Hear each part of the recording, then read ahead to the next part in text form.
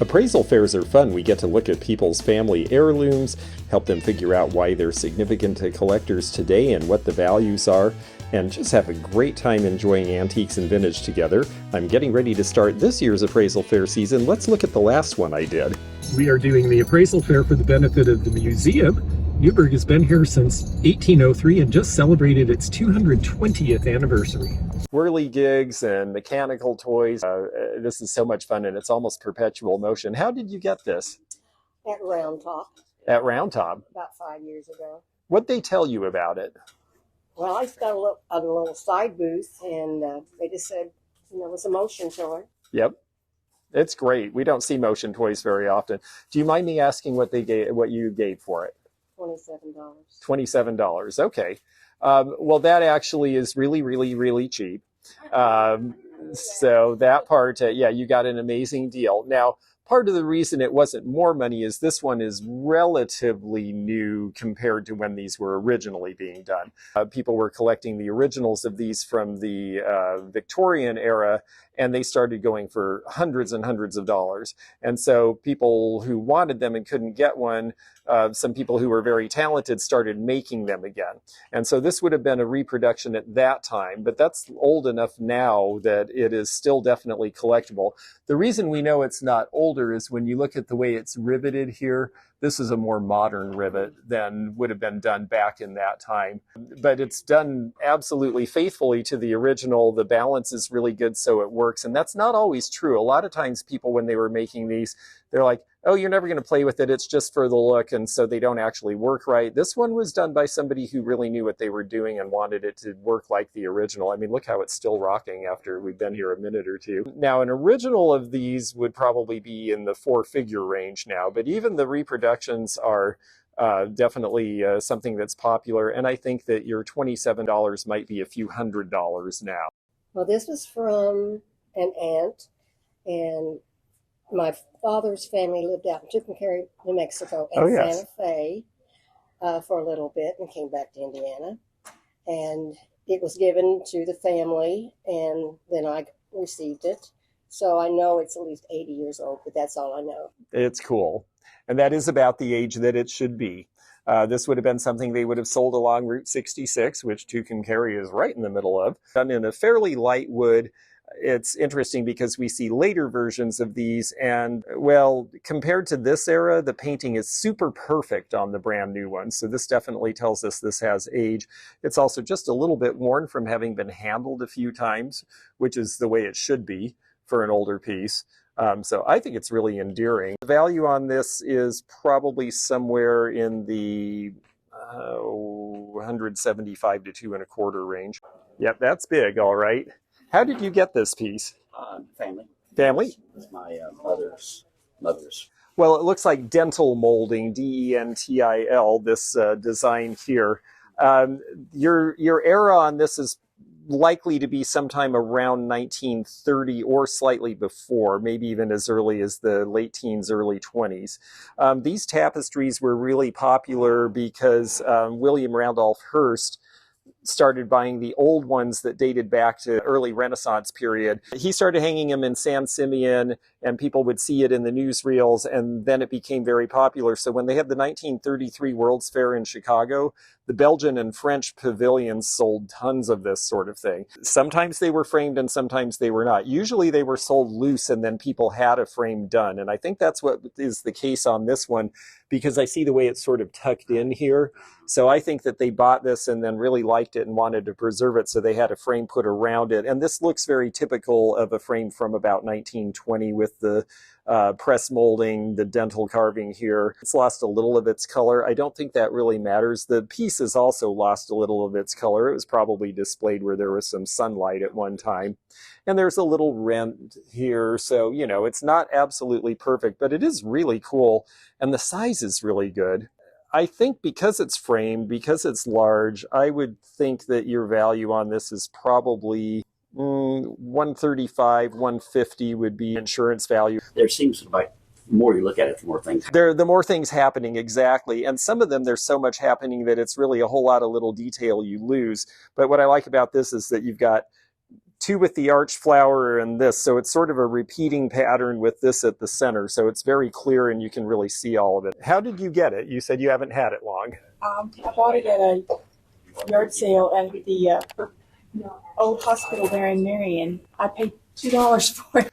Wow. That's amazing. A very cute 1950s lamp base with this amazing shade. And I have to be honest with you, I don't think this shade was on it originally. I think this shade is older than the lamp. I saw the lamp and I said, how much you want for these? At $2. And we were looking around and said, I got a shade in the basement that goes on it. You want it? Ah, okay. So they had the shade downstairs that they figured went with it, and you got the shade. The copper shade is really interesting and unusual, and usually when we see copper shades with this mesh like this, they're going to date back to sometime around 19 teens or 20s, and the lamp is 1950s. So you've got two really neat pieces. This would have probably had a fiberglass shade originally. One of those 50s ones in sort of that beige color with the black squiggles and stuff on it. Okay, so that would have been, in some lamps you have an area where you could put a plant in it. This one was probably made more to be just a caddy of some sort, like you put your wallet in it or your keys or something. It catches your reading glasses in your case. Yes, exactly. So, yeah. Yes.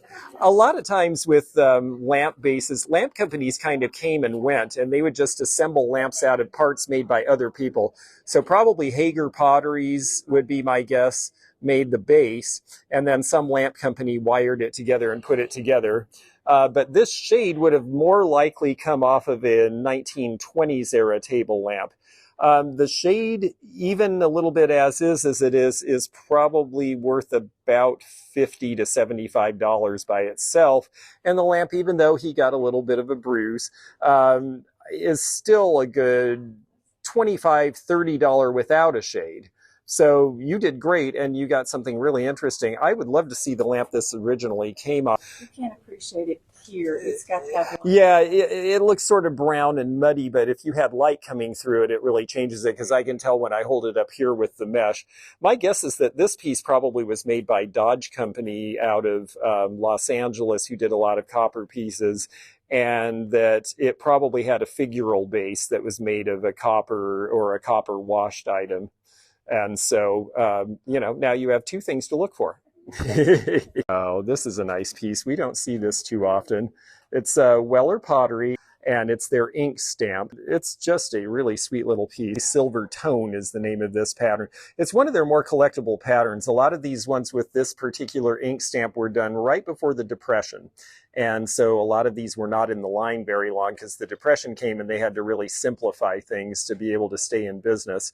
Weller was out of Zanesville, Ohio, and at one time was the largest pottery company in the world. And so you'd think you would see more of this stuff, but you really don't. I had the bowl in this. I sold the bowl for $225. I think the vases run about $145 a piece. So you've got a pair, so you're probably looking around $300. His dad was raised by the jockey that won the Kentucky Derby in 1913. So your dad was raised by the winner of the Kentucky Derby the year before this, so this was probably a race he was involved with. I found the race, and I know he was there that day for the racing records. Yes. Oh, that is just fantastic. And the fact that it's a Tiffany piece, too, just makes it even more special. We're seeing other Tiffany Sterling trophies of about the same size and scale and age, and sold prices seem to be somewhere in the $4,000 to $5,000 range, and I think that's a reasonable estimate on this piece as well. This is a piece of Satsuma ware, and this is the first generation of Satsuma that comes over to America. And yes, I see where you have a piece that's broken and has been re-glued, and it looks like they did it in a reasonable manner. It could be fully restored. It might be worth fully restoring this particular piece. Satsuma's style of ware that comes from a certain place in Japan, and when we first opened up to Japan in the 1870s, Satsuma was one of the things that was considered very, very fine. And this is from the first generation of that ware that was being exported, because the quality of the decoration is very good. It's rather precise. It has great detail. In the second generation of Satsuma, they start not being as detailed as yours is. And by the third generation, which is around 1900, they're selling it as souvenirs at World's Fairs. And it's pretty sloppy the way it's made. So you have a nice early piece. If it did not have the damage, I would estimate this piece somewhere in the $800 to $1,200 range. With the damage, honestly, that does devalue it quite a lot. It might only be $400 or $500 in this condition now, but it's an amazing piece. At one time, there were probably a pair. There is a mark on the bottom. It was not originally intended for export. It doesn't have any American writing on it, but that was typical of the first generation of stuff because they weren't actually wanting to open up and trade with us at all. This was the fellow who won the RT Goose won the 1913 Kentucky Derby. The story that was told me, this watch was used in the, went to Cuba with Roscoe, and Bat Masterson used that watch to time the rounds between Jack Johnson's and Jess Willard. It's a more complicated watch for its time, too. You see that it's beveled in the middle to be flat so that they could see into the center because they're looking at multiple arms that are telling you different things. And that's why 2-second hands, because you're measuring split seconds. So this is a really unusual piece to start with. And then the fact that it was owned by someone who won the Kentucky Derby just puts it in another realm entirely. Well, Okay. Bat Bat Masterson used it in Cuba to time the fight between Joe watch Johnson. didn't work, and he got this. Roscoe lent him this watch to time the rounds. The title fight in Havana, yeah. Wow. Fascinating. Well, what a great story and background. I will be honest with you, this is such a unique piece that it's a little hard on the fly to evaluate it in a way that I think is completely accurate because it's unique. And he said the value on the watch alone is about $3,000. Right. I would think the watch would be about a $3,000 watch, but the question is how much does the story increase that value? And first of all, the ownership alone, because of who it came from, I think makes it worth more than that. And then this additional story that it was used in this famous prize fight. And that seems like that's pretty well documented. I am hard pressed to give you an exact value because with something that's so specific as this, until it actually would be sold at auction, there's really no way to tell absolutely for certain. We can only sort of base it on, well, what's another watch that has some sort of a celebrity connection or something famous in sports or something that might have a somehow similar story. But this is so unique. The provenance is unique. And because of that, if I were going to do a pre-auction estimate on it, I would think maybe potentially 6,000 to 8,000, but that's really just a semi-educated guess without the benefit of actually being able to do more research and try to find something that might have some sort of a comparable story. It's really hard to say. I don't think I mean, I would think this would be something that would stay in family forever, but for insurance purposes, I would say you might want to insure this for a fairly hefty amount, maybe 5 figures, maybe in the $10,000 to $13,000 range for insurance value, because you would never be able to replace it if it was lost. You would want to at least get an amount of money that felt like if I wanted to buy something similarly unique someday, that's what it would take. How did you get it again? This was always in my family growing up. I would always look at it. It was in my dad's family, so it would have been my grandmother, his mother, and probably his grandmother. Wow. So that was in 1800s. Yeah, I think so. We're going to take a look at the mark. The most remarkable thing about this piece is the condition, because things like the strap on the purse are still there.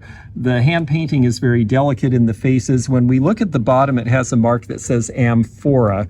Amphora was made in what is now the Czech Republic, and it was very popular in the late 19th and early 20th centuries. It's good quality porcelain. It's all hand painted. This piece is a little different than a lot of amphora. Usually it's more of an ivory body. This is more to the white, so we're looking at a little bit of a transition period there. And I would say, based on the way that they are decorated and dressed, that this piece actually should date to sometime around 1905. And the reason I don't say earlier than that is they're all wearing very bright, white, happy clothes. And in Europe and America, until Queen Victoria died, you were supposed to be in mourning. Everything was black. She was in mourning for decades because Prince Albert died. Lots of people in the United States were in mourning because of the Civil War and people who had died. And so the fashion was very dark. And then when Queen Victoria died, it was like the sun came out and then everybody just wanted white and they wanted nothing to do with black clothes or anything. So that gives us an idea of the date. It's in really nice condition. It's a box planter, so it originally would have been for arranging flowers or even having a plant in. Would you put dirt in that and plant? Someone could have, and some people did. It wouldn't have been particularly good for the piece, but it was actually used more as an arranger for flowers. In this case, it's got some wear along the gold, which is to be expected, but it's in great shape overall. Porcelain figurines have kind of been static in the market for the last 25 or 30 years, but we are starting to see people interested again. If I had this in a store, I would probably price it around $225 currently. Okay.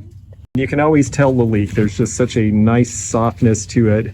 And it looks to me like it's got the signature there, and we're going to take a look at that signature because that'll help us date it. How did you get this piece? I just bought it in the shop. Very nice. Do you remember what you gave for it? I'll tell you when you tell me what it's worth. Ha! Fair enough. I don't mind to do that at all. So when we look at the signature, it is our Lalique, France. That makes a difference in the value, a considerable difference, because our Lalique, René Lalique, was the original Lalique of Lalique glass, and the fact that it has the R in front of it means he was still alive when this piece was made. So this is an older piece, and that is going to change our value quite a bit. The fish are really neat. They're angelfish. This looks like something they would have done probably in the 1930s, judging by the shape of it. When did our Lalique die? I think he died in the 40s, if I remember right. And there's damages. How much does the damage affect it? It's not on the rim. It's on the bottom where it's not too noticeable. This piece is worth approximately $1,000 currently. Good. In perfect condition. With the chip, I mean, I'm thinking that would affect it because glass collectors are picky. It might affect it 20 to 25%. Would be my estimate. So based on that, I would think maybe a $750 to $800 value in the condition it's in. Okay. Now, what'd you pay for it? $100. $100. See, I thought you were going to tell me something good like that. Well, you came out well no matter what. That's a beautiful piece. This is hair jewelry. And so this is made out of human hair. And one of the dealers in there has a very similar piece for sale. And his is interesting because his actually contrasts between blonde and dark hair. Now, hair jewelry is something that some people think is really creepy, but I think it's really interesting. It was very popular in the Victorian era to save hair for various projects you were going to do. And also, you would make it into jewelry as a remembrance. So this is a chain of fob, like for a watch chain. And it doesn't look to me like the fittings are gold. I believe they're brass. And is it possibly rose gold? It's possibly rose gold. You would have to have it tested. Most rose gold is 10 or 12 carat rather than 14, but it still would have carat value. But I know this isn't because it's got tarnish, and this isn't, but it is possible that these pieces are. And so I'll give you a value as if they are and a value as if they're not. The value as if they are not would be probably in the $125 range. If they are rose gold, you might add another $100 to that. Now tell me how you got this piece. I bought it at auction. The mark didn't really, I want you to tell me if it's authentic. Yeah, and that is a good question with this. The mark on it is LCT, which would be Louis Comfort Tiffany. Tiffany did do iridized glass. I don't believe Tiffany did stretch glass, which is what this is. So I believe, and there were a lot of reproductions. Now, I don't think this is a reproduction, but in the 1980s and 90s, there were a lot of reproductions of the gold Tiffany glass pieces, and they were marked LCT, but it was not a proper label. Well, stretch glass like this, you notice it's carnival glass, it's iridized, but it's stretched out so that it's more broken up in the pattern. That is something that was very popular to do in the 1920s. Now, I know that Tiffany was continuing to make glass in the 1920s, but I don't believe that they did this finish. So I believe that what somebody did was take an old piece of glass and apply an LCT label on it, hoping that that would make it more valuable to somebody. I've had other Tiffany pieces, and the pontil is right for Tiffany, and the weight is right. That's the thing. So I want to look something else up before we say absolutely that it's not. I think the mark looks authentic. Well, the mark does, but there's such a, but there's, I know. I'm actually inclined to think the mark doesn't seem quite right either. Okay. I feel like the L is very straight and angular in a way that I don't associate with them. But again, you know, it's just an etched mark with a tool, so that would be pretty easy to fake. This is going to need more research to tell you for sure. Okay. If it was Tiffany, it could be worth $2,000 to $3,000, and they did indeed do red Favril. But I'm suspicious of this piece. Tried to research it a little bit online. I can only find like newer models that are going for about $1,400. Yep. But I don't know if the older one makes it more or less valuable, and it's a little dinged up. Some of the people who buy these are buying them for function. So in that case, it's one example where a newer one is probably a little better. But they are a valuable thing to have, and yeah, they sell for something. I've seen field intensity meters at antique shows before because people like obsolescent stuff, although it really isn't obsolete. You could still use it. It has like the oscillator and the receivers for everything, and it's, you know, you're basically, field intensity is a scientific measure involving radio reception signals, that kind of thing. Now, sometimes with these older ones, you'll see them in their military issue, and then they're worth money to the people who collect the military issue stuff for that reason. So then you probably would be seeing numbers closer to what you were seeing for the newer ones. I think realistically, your value on this one is probably more in like a $400 to $600 range would be where I would think to start it. But it's cool. Oh, how cool. Lots of old signatures from old actors. It's got some play scripts. It's got all kinds. It's got the original bonds from when he started the movie company. How interesting. Wow, this is really cool. So this is Miami Studios, Tilford Productions. This is really fascinating. This is your grandfather? Great-grandfather. Great-grandfather. Meet Walter Tilford. This hearing aid dealer's office is located in Hollywood. Oh, that's interesting. So he ended up doing that later in life. Yeah, well, I think a tornado destroyed his production. Oh. And he started working for Warner Brothers. There's some Warner Brothers stuff in there, too. Yeah, I guess he ended up... I know they moved... Oh, and he was from Nebo originally. Yeah, they were living in Beverly Hills when they sold their house whenever the tornado hit it. How fun. This is really interesting. And he was trying to do this in Florida, I imagine. Yeah. Looks like, yep, somewhere in Miami. Well, you know, it makes sense. They eventually did end up doing movies in Florida. He was just ahead of his time. Unfortunately, weather is a problem. But wow, this is neat. Mary Astor in her first important role. So what era would this have been? It looks like it's silent movie era. 20s. Yeah, I see, 1924. This is terrific. This is just really interesting. And I've got the Walter Tilford Group of Productions, Miami, Florida. I mean, it's just fascinating. It's an entire story about this person who had this really interesting life and is involved with the movie industry, who no one has really heard of, except you folks, because it's your family. This is just a really cool and interesting group of items because it tells about this person's very interesting life. Ooh, alligators used in ramshackle house. It's so fun and it's so unique because it's the company's gone. This is our only connection to all of this. I mean, I'm sure a few of the movies still. Have you seen any of this movies? Are there any in existence still? To be honest, I have Mom. She's got the reels. My mother does. Cool.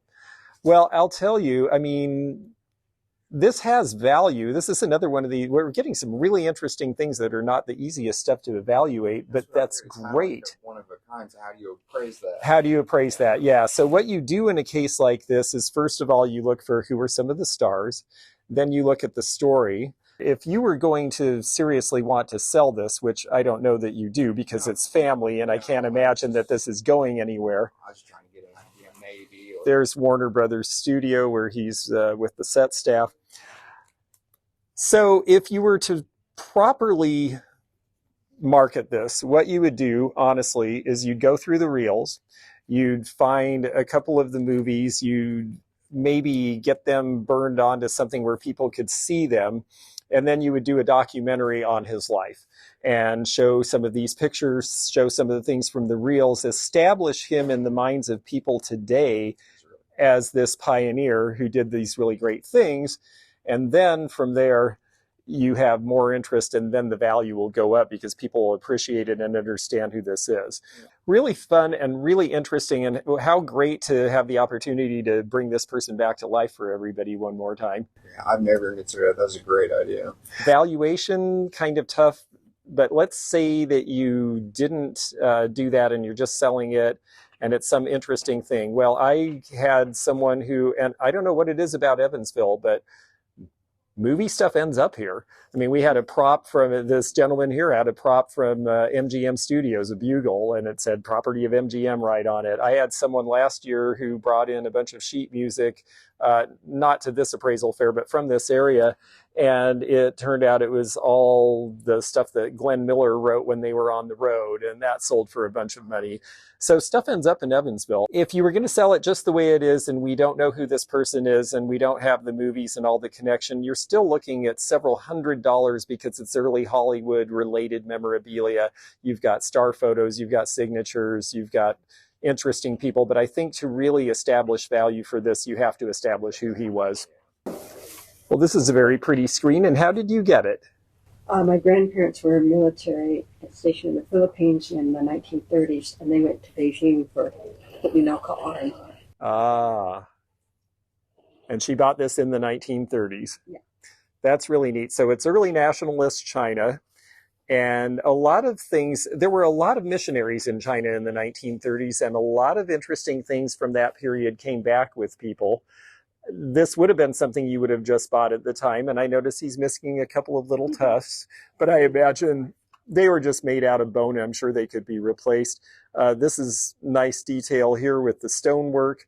I think it's a very pretty piece. Now, for the most part, the interest in Chinese art and artifacts, the big money is for stuff made in the dynastic eras, earlier than this. But as missionary found pieces go, this is one of the more interesting things that I've seen, because a lot of the people who went as missionaries were rather austere, and they didn't tend to buy things that were particularly fancy or elegant. So this really is something different. I would think that a store value on this piece now would be somewhere in the $200 to $250 range. We're missing some of the things. Oh, that's great, though. But what I love about it is when you open it up, it's got a little change purse. Yes. Okay.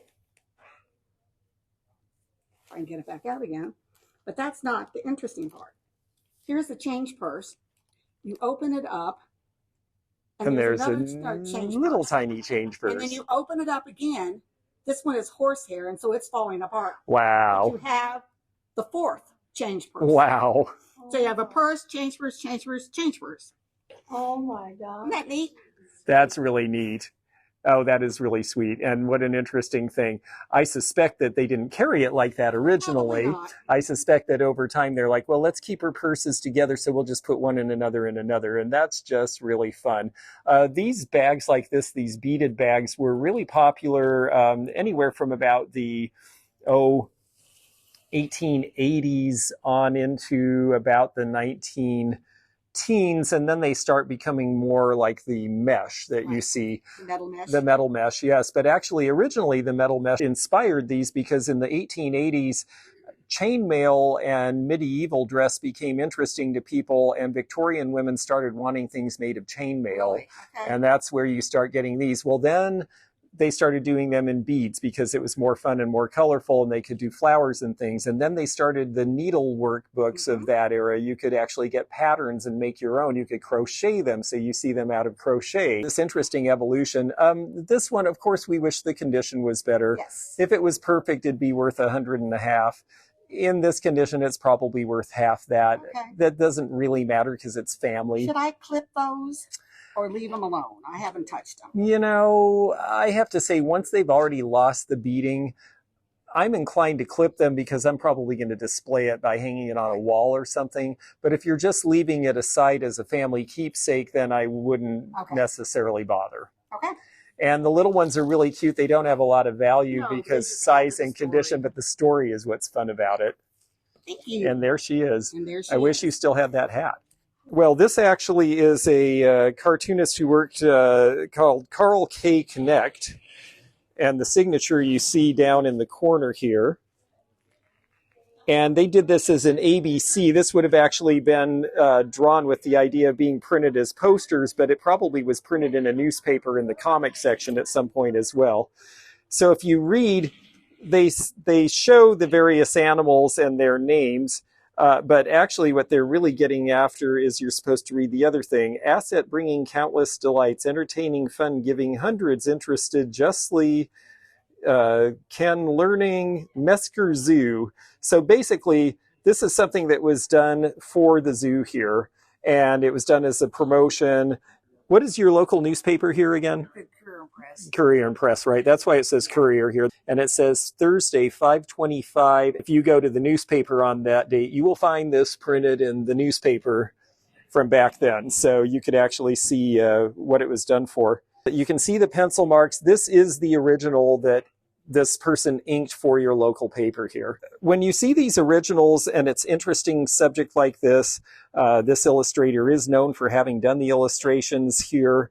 I think that, you know, you have something that this is going to be more valuable here than anywhere else because this is where people will know it the most. And I think your value is pretty good. Usually when I see pieces like this, especially because it's got animals, it's nicely framed, it's just an interesting design, I would say probably 200 would be a low-end estimate and maybe 250 to 3 if the right person in this area found it.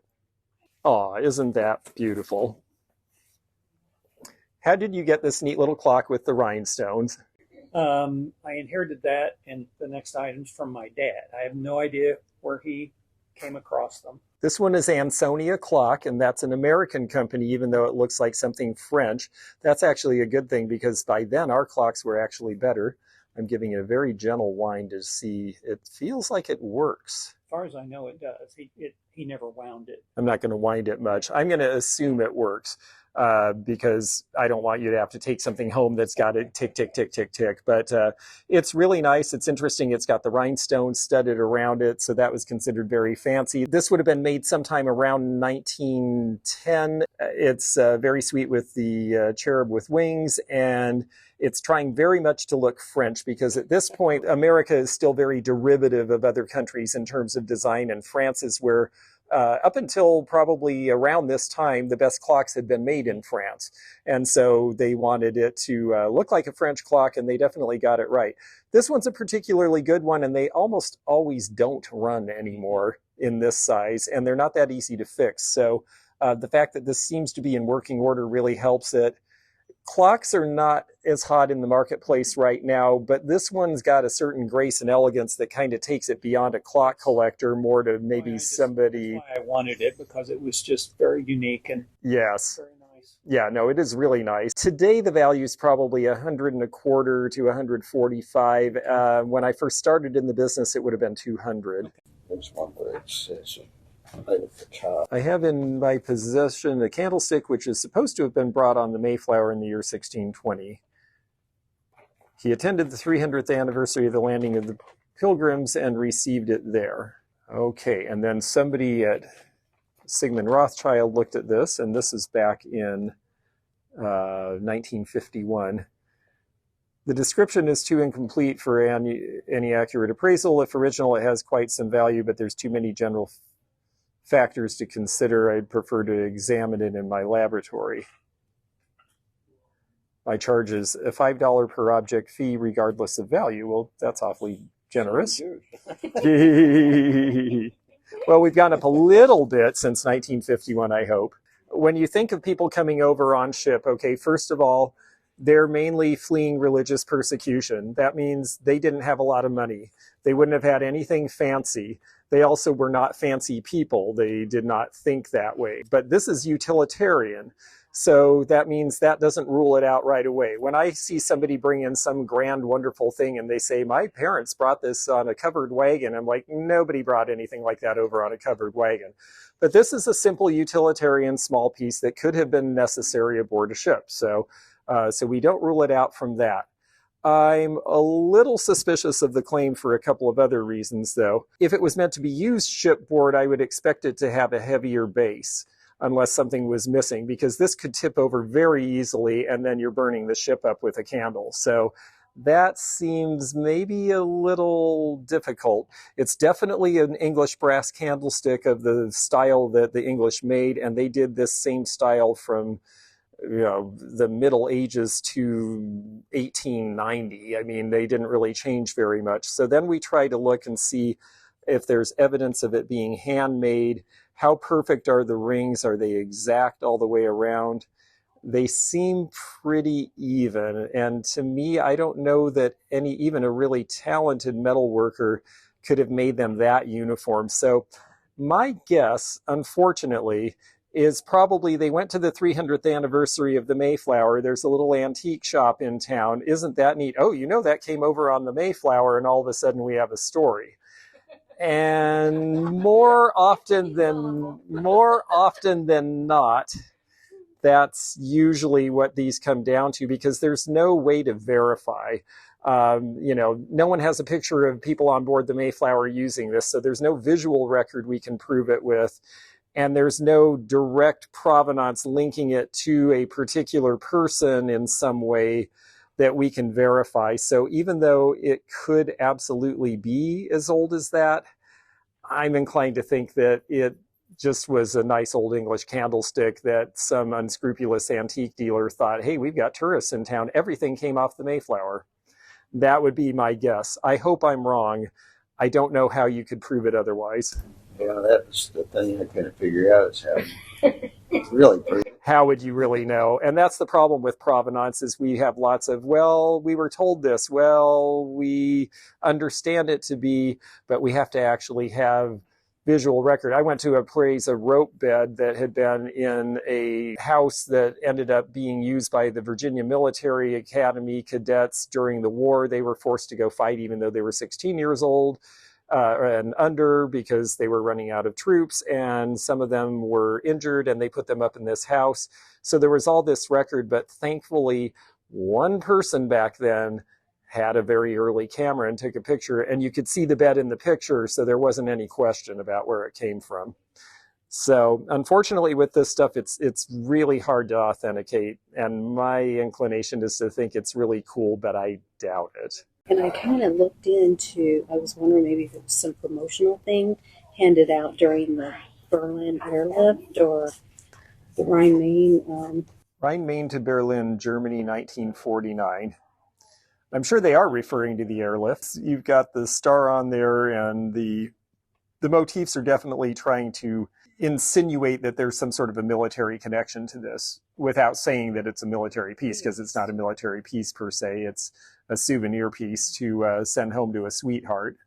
Oh, very nice. It's got the powder box, and it's got the mirror and everything. Yeah, oh, that's very sweet. Well, it's not made of sterling or precious metal. It's plated. Your collector for this, honestly, is probably somebody who is interested in German military history, World War II, the airlifts, all that sort of thing. That's your customer. That kind of puts it in a different guise. As a compact, it might be $30 or $40. As a military collector, it might be $50 to $75. This came from the same place, Bob. Oh, okay. This thrift store in the back of the plumbing section. Okay. Wow, really? So my dad bought it there when I was a kid. In the plumbing section? Well, he sold plumbing supplies and had a thrift store in the back. There's a few little places where it's chipped a little here and there. This was very lightweight stuff, and it was not actually, it was attractively decorated, but not really intended to be well made for durability. They figured you were just setting it down and who cares. I would say your value on this piece, it's big and substantial. I would think You might see $125 as the store price these days. It's a cigar holder. Oh. And real amber. In real amber, yeah. Great that it's got the case, and it's great that it's amber, but it's especially interesting that the collar is solid gold, and it even says it on the side of the case.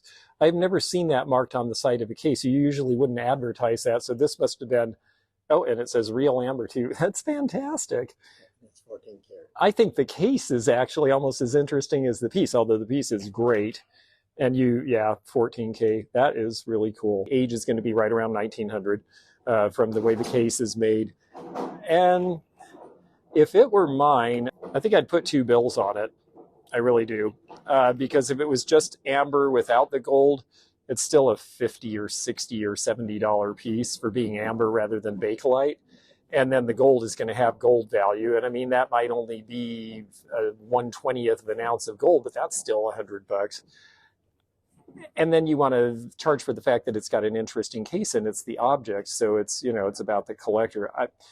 To me, $200 doesn't seem out of line. Me, because this was the fountain in front, and they said when they restored, they didn't have a picture of the fountain. Oh. But I used to go down with my dad to buy plumbing supplies at Bob Thrifty's, and he had a little junk shop in the back, and I would always go back there, and he gave me this because I was laughing. There's pictures of swimsuits in there, men in the one-piece swimsuits. The big old, yes. And he said, "Do you want that?" And I said, "Well, yes." And oh, it's fantastic. There's a motion picture in there where you look at it and the lady's eyes changes or whatever. Oh, that's really cool. A telegram from 1919 that I always assumed they must have been like actors. I don't know. Have you Kennel shown Club. that West Baden the book? Yes, we took it to West Baden, and they took the pictures of the fountain so that they could. But I told them I would agree to. Oh, that's fantastic. And because it has, again, this is something where it's beyond just your usual photo album because it has collectible interest to something specific. That's really exciting. And that one is probably worth around the $8,500 range because it has to do with local stuff. And again, you can think of it in terms of, is it worth more dead or alive? And like the one with the conference, because that all refers to his career, that needs to stay together as a collection. Yeah. But in this case, there would be individual pictures in here that showed them doing something or something that isn't there anymore, that sort of thing. That would be where the interest would be, and that's why the higher price. Billboard magazine. Yeah, see, this is the thing. Just visually, graphically interesting is another reason for people to collect pictures. So this is probably a $5 or $8 picture just because it's interesting to look at. And so that's where things can really add up with photo collections. And I'm just so glad you kept them. A lot of people are really funny about these. We'll do estate sales and people will leave a bunch of black and white photos and people get all upset. Oh, I can't understand. Why wouldn't the family keep their photos? Well, they don't know who all these people are by now. I like this telegram. Yeah, I love it. Yes. Hotel Alexandria, Los Angeles, California. Engagement Fairmont, okay, same salary, but indefinite engagement open Monday. Confirm report immediately. Rehearsals, Blake and Amber. Blake and Amber. And I've tried to find anything. Who Blake and Amber were, and we don't know because this is silent era. A lot of those people got drummed out, so who knows. Well, that was so much fun. I'm so glad that you got to do this with me, and please stay tuned for more interesting, fun things. We go to lots of antique shows. We get to see a lot of cool merchandise, and appraising is lots of fun too. So we will see you and your cherished items at an appraisal fair here in Florida or somewhere else in the country as the year progresses. So stay tuned for more appraisal fun.